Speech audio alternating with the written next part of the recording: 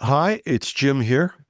I just wanted to let you know that Cybersecurity Today has been listed as number 10 on the FeedSpot list of Canadian news podcasts. Now, that's a real honor in a country like this, given the incredible quality of our competition from news production giants like the CBC. We'll take number 10 as a badge of honor. And this couldn't have happened at a better time because by this weekend, we'll see another number 10.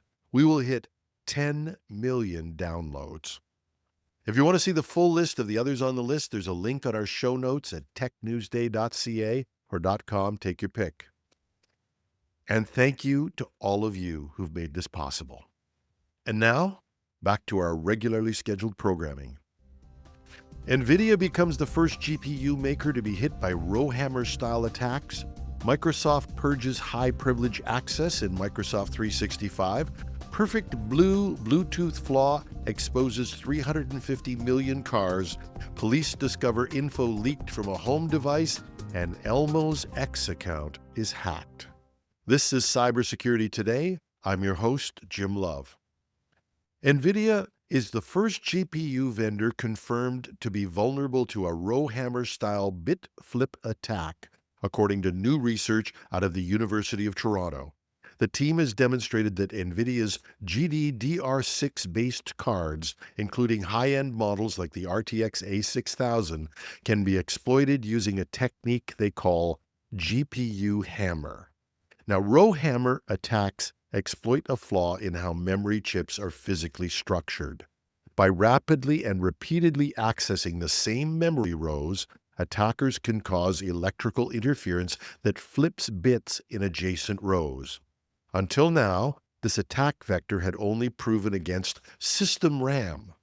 The University of Toronto research shows it can work against graphics memory too, marking a significant expansion of the threat surface.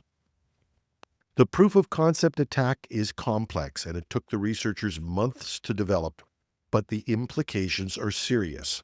A single bit flip caused by an attack was enough to degrade an AI model's performance from 80% accuracy to just 0.1%, a catastrophic failure in any critical application. The attack doesn't require code execution on the host system. It can be triggered simply by sharing the same GPU in a multi-tenant environment, such as a cloud server. NVIDIA's response has been to recommend enabling error-correcting code, ECC, on affected GPUs.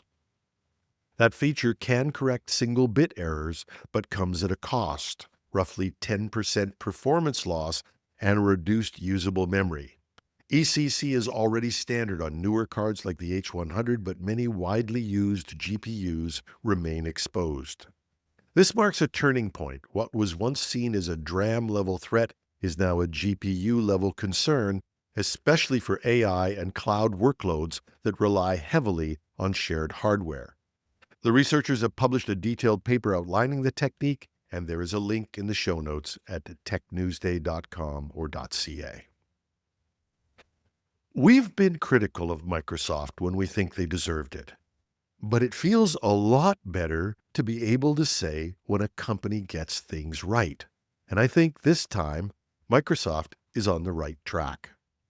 Microsoft has quietly removed more than 1,000 high-privileged service connections inside Microsoft 365, targeting the root causes of security risk rather than layering on more patches. The move is part of the company's Secure Future initiative and marks a shift away from reactive fixes towards architectural hardening. At issue is overprivileged service-to-service access. In complex cloud environments, internal apps often retain broad, unnecessary permissions, such as the ability to impersonate users or access entire datasets across Office, Teams, and SharePoint. And these pathways represent high-value targets if an attacker gains access.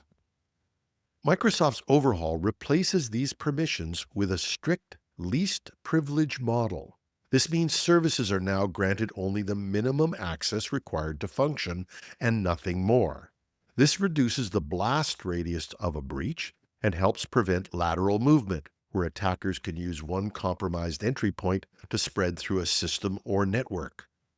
The remediation effort involved over 200 engineers and included deprecating legacy protocols, enforcing tighter scopes like sites.selected instead of sites.read.all, and implementing ongoing monitoring to detect regressions. Unlike the patch-heavy cycles common in commercial software, this effort tackled design-level flaws. It's the kind of behind-the-scenes work that rarely gets attention, but can make a big and measurable difference in real-world resilience. Researchers at PCA Cybersecurity have discovered a 4-bug exploit chain code-named PerfektBlue in the widely used Blue SDK Bluetooth stack. These vulnerabilities, tracked as CVE 2024-45431 through CVE 2024-45434, can be chained together to achieve remote code execution with just a single click, the user approving a pairing request. Blue SDK is embedded in roughly 350 million vehicles, including Mercedes-Benz, Volkswagen, Skoda, and possibly Ford, and over 1 billion devices spanning industrial, medical, mobile, and consumer markets. Exploitation enables full control of infotainment systems, eavesdropping on interior voices, stealing phone contacts, GPS tracking, and potentially planting persistent malware that spreads beyond the Bluetooth range. It requires close proximity, 5 to 10 meters. Bluetooth pairing has to be active, and the user or system has to approve the device, although some vehicles auto-approve or initiate pairing without ignition. And even if the ignition isn't on, attackers could still install malware that survives and communicates remotely once the vehicle connects to networks. Open Synergy patched Blue SDK in September 2024, 3 months after disclosure in June, but updates haven't necessarily reached all OEMs yet. Volkswagen is currently investigating, claiming the complexity of the prerequisites limit exploit feasibility and that critical safety systems like steering and braking remain insulated. But PerfektBlue highlights an often overlooked IoT reality. A single Bluetooth stack flaw can ripple across millions of devices and even vehicles. The mix of user interaction can require social engineering, but the stakes include physical security, data theft, and persistent malware risk. OEMs and downstream integrators must verify patch deployment, and users should treat Bluetooth pairing requests with a lot of suspicion.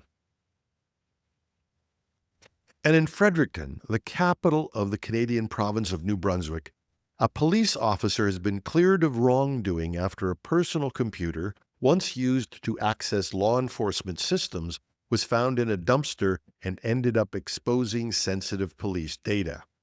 The Serious Incident Response Team, CERT, New Brunswick's civilian oversight agency, concluded its investigation last week, and it found no criminal intent or breach of trust on the part of the officer, despite the fact that case-related documents from the Fredericton Police Force were discovered in the hands of a suspected drug dealer during an unrelated drug probe. The suspect claimed he recovered the device from a dumpster. Investigators confirmed the desktop was previously used by the officer and had been thrown away by the officer's spouse. Although the device was not part of the police department's official equipment inventory, it had been used for both personal and work-related tasks.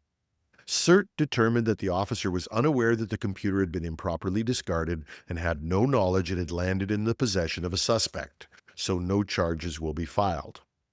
But while this incident doesn't rise to the level of criminal misconduct, it highlights a persistent and under-addressed threat in law enforcement and in other places where improper disposal of personal or crossover use devices, when hardware used for official purposes, whether sanctioned or not, is thrown out without proper data sanitization, the risk to investigations, confidential sources, and public trust becomes substantial. The Fredericton Police Force has since updated its internal policies around device use and disposal, but the broader issue remains. Home and personal technology, if not properly secured and decommissioned, can become a very effective open back door. On Sunday, the official X, formerly Twitter, account for Elmo was compromised. The verified account was used to broadcast a flurry of offensive content, anti-Semitic slurs, racist statements, profane insults aimed at Donald Trump, and a call for the release of Jeffrey Epstein's related files. Sesame Street quickly confirmed the breach, condemned the posts, and said the account had been secured and control restored. However, the offensive messages remained live for about 30 minutes, time enough for screenshots to go viral. So outside of the fact that it's Elmo, why does this matter? Well, high-profile platform vulnerability. The incident underscores how even beloved, verified accounts can become vectors for hate speech and misinformation, especially on platforms like X, which have faced criticism for weakened moderation. It also comes on the heels of extremist content generated by X's AI chatbot Grok, which recently posted anti-Semitic and glorified extremist rhetoric before it was corrected. Details of how the account was accessed haven't been published.